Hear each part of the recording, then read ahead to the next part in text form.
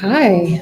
So today is part, what part are we on? One, two, three, four, six, part six. Okay, so we have three left of our series about our employee wellness self assessment tool. So let me pull up some slides.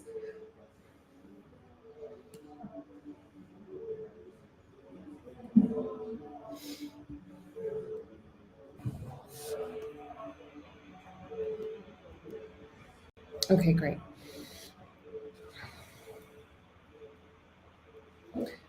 Oh, these are the wrong ones. Sorry about that. Oh, okay. I just didn't change the title slide. So today we're going to talk about growth, reflection, and mental health. And we'll go over our assessment tool and we'll get started with a regulation activity. And we'll talk about how, like, different things that you could do and how 10 Collective can help. I'm Allison Sabula, and I'm one of the founders of 10 Collective, and I'm one of the consultants. So this one is because today I have been so dehydrated that we will take a moment to hydrate. So I have my water bottle here, and it's obviously we know we need to hydrate, but it can be very dysregulating to be dehydrated. So go ahead and take a mindful sip of water, or take a moment to go get some water. But I found a few things that being dehydrated can actually um, activate the sympathetic nervous system. That kind of makes sense. If we're feeling very dehydrated, we may our body may go into a survival mode. And studies show that you only need to be 1% dehydrated to experience a 5% decrease in cognitive function. So that's kind of scary. I've been so dehydrated today. So yeah, don't forget to stay hydrated. So, the reason that we have been doing this series, and actually the reason we founded 10 Collective, is because employee wellness is a really big issue right now in the United States. And the Surgeon General's Office of the United States put out a report that said that 76% of US workers reported at least one symptom of a mental health condition. 84% of respondents said their workplace conditions had contributed to at least one mental health challenge. So that's super scary. And we're going to talk about mental health today, but that's a lot. That's a really high number. And 81% of workers reported that they will be looking for workplaces that support mental health in the future. 81%. So this is a super important topic. So I'm glad you're tuning in today. So if you want to check out our employee wellness self-assessment tool, you can go to our website, 10-collective.com, and you can get the free tool there right on the homepage. And that has all, everything that we're covering today in one handy PDF. So here is the wellness wheel that the whole team worked, we all worked together to create this. And the graphic design was by Mindy Atwood. And we've covered so far already psychological safety, structure, role definition and authority, meaning, productivity and impact, collaboration and positive regard, autonomy and leadership style. And now we're doing growth, reflection, and mental health. And in the coming weeks, we'll cover communication, conflict, and accountability. So, psychological safety, as we've covered, is when employees feel included, safe to learn, safe to contribute, and safe to challenge the status quo. And psychologically safe teams are more innovative, they're more engaged, they stay at their jobs longer, they're able to collaborate more. We covered that a few weeks ago. Um, so, what we want to try and do is create psychologically safe workplaces so that people can do their best work and um, they stay longer in the role, which saves you money. So here's the questions from our assessment tool for this realm. And so what you can go ahead and do is, if you have like a notebook, or you want to just type notes on your laptop or your desktop computer, go ahead and rate each one of these on a scale from 1 to 5, where 1 is low, 5 is high, of how much you feel you have this in your current role, your current position. Okay. So I'm going to read through them and you give it a score from 1 to 5. I have sufficient opportunities to develop new skills and advance my career. I have sufficient opportunities to develop new skills and advance my career. My role provides me with challenging tasks that foster my professional growth. My role provides me with challenging tasks that foster my professional growth. I am given enough time to reflect on my work and identify areas for improvement. I am given enough time to reflect on my work and identify areas for improvement. My workplace promotes a culture of mental well-being and work-life balance. My workplace promotes a culture of mental well-being and work-life balance. And I am encouraged to take time for reflection during my work week. And so I'm going to compare a couple of examples from my own professional experience, cultures of urgency, kind of a false urgency, also cultures of neglect, and then workplace cultures where there's more reflection and growth, and more spaciousness. So let's see. The lighting is kind of severe today, so sorry about that. um, let's see. Okay, great. So, um, yeah, so when I think about some of the different work experiences that I've had and what felt really good and nurturing and like it was promoting growth of employees and mental well-being, there's a couple examples. As I've shared, if you've been following the series, I've had a lot of positive work experiences, and I've had a few negative ones. And all of these experiences really helped me to shape my understanding of what works well and what doesn't, um, culminating in the founding of 10 Collective. But when it comes to, and if you tuned in, I cannot remember which webinar of mine it was, but it was like I kind of had like a spectrum of Goldilocks and the Three Bears, but we really want to aim for um, um, like well-attuned management, where if you're a manager, you're managing your employees just enough, but not too little and not too much. And so I want to talk about neglect. Neglectful work environments are ones where it's not really considered or thought about that employees have mental health needs. Now, when it comes to looking at that through a trauma-informed lens, um, you may have someone, a leader, an executive, who's pretty aloof, who does maybe has some trauma themselves that they've never looked at, never gone to therapy, never worked with a coach, and so they're not really understanding that other human beings like have mental health needs, and they're also not understanding that their behavior and the way they set up their business impacts the way that employees feel. And kind of that you can kind of think about right now if you've ever had a manager or a supervisor or a CEO like this. Probably you have. I think it's pretty common. But I had a workplace that I can think of that was a negative experience. I liked the mission of our job. I've tended to take really like jobs with really great missions. And because it was a mission-based workplace, I love my coworkers. That's the thing, is that a lot of these mission-based places, and if you're watching, you probably work for a nonprofit or social services agency or something similar. They attract really wonderful people with big hearts, and so I always love that. But the problem was this place had a really, really, really high turnover, and that can negatively impact morale, not just the bottom line. But so there was really no investment in employees. A lot of the interventions were superficial. Um, and also, the thing that really struck me was how um, this was a company that imported goods from out of the country into the US.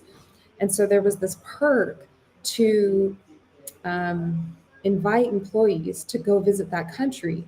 That was kind of, a dangled carrot. but employees were not, it wasn't communicated to employees who could get that and why. So it felt completely random. And that will destroy morale because employees need to know exactly what needs to happen for them to get to that next level. They need to know if they need to complete, 3 steps or 5 steps or 10 steps to get the reward. It cannot just be whoever the manager feels like gets the reward that day. That will really lead to low morale and high turnover.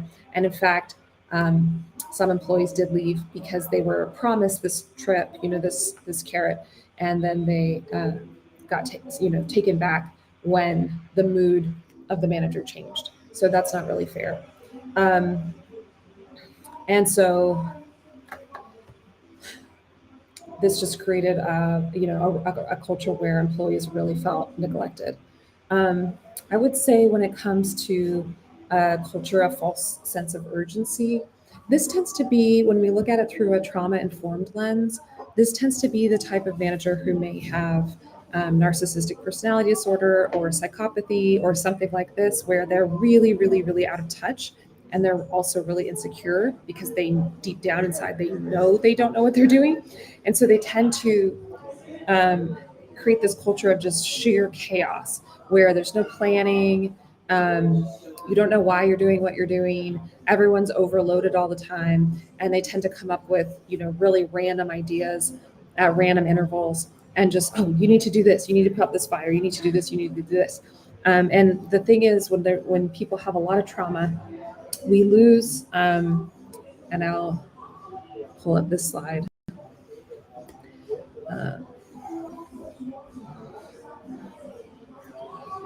We lose our rational decision making. So, according to this diagram that you've seen me post, the smart brain is the brain that can do the executive functioning and the planning and the thinking ahead in advance and the calming down and the self-regulating.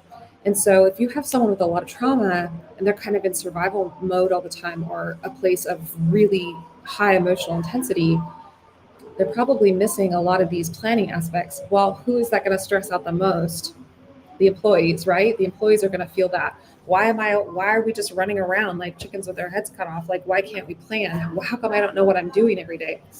So additionally, it doesn't set up a structure for employees to feel safe with routines. And when it comes to employee mental health and growth, these things have to be scheduled in and they have to be reliable. And employees need to be communicated with in advance as to what is going to happen and when and how they can work towards these goals. So when we think about a culture of reflection and growth, what we're really looking at, and I've had plenty of jobs like this that felt really good and like my growth was prioritized, where there was a good amount of space between tasks. So it wasn't just one urgent thing after the next. The manager was really well attuned. So that means they could see when employees were stressed and needed a little more attention, or could see when employees were doing well and maybe needed a little less attention. So an attuned manager can notice how other people feel and react appropriately. There's something happening called reflective supervision. Now, this is not my area of expertise. This is my colleague Bree's area of expertise. So go to our YouTube channel to learn more about reflective supervision and watch some of Bree's talks. She does a great job talking about what needs to happen there, especially for social workers. But there does need to be, no matter whether you're a clinical worker, a frontline worker, or someone that's more working on policies and programs, you need to have this regular, we recommend weekly meeting with a supervisor to check in. And you need to be able to count on it. I was thinking about an example from my own life where I was having regular weekly check-ins with a manager, and all of a sudden they just stopped. She just stopped scheduling them with me. She didn't tell me why. They just stopped happening. And I could feel my nervous system really freaking out. Like, what's going on? I actually really couldn't figure it out for a while. And then I was like, oh, she stopped scheduling check-ins with me. It feels very dysregulating to employees. So they have to be able to count on it. And if you do need to change the schedule, you have to talk about it. Hey, I don't think I can meet anymore every week. Let's talk about what we can do instead. You don't want to just abandon your employees.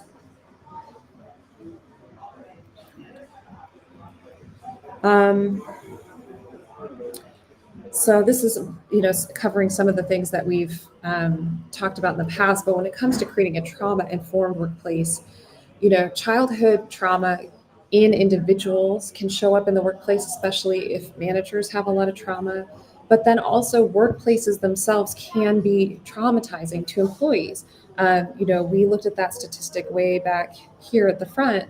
84% of respondents said their workplace conditions had contributed to at least one mental health challenge. So if you have a neglectful or a false sense of urgency type of work environment, you may actually be creating an environment that's chronically stressful and chronically unsafe and is actively traumatizing and creating mental health issues in your employees. That's bad. We don't want to do that.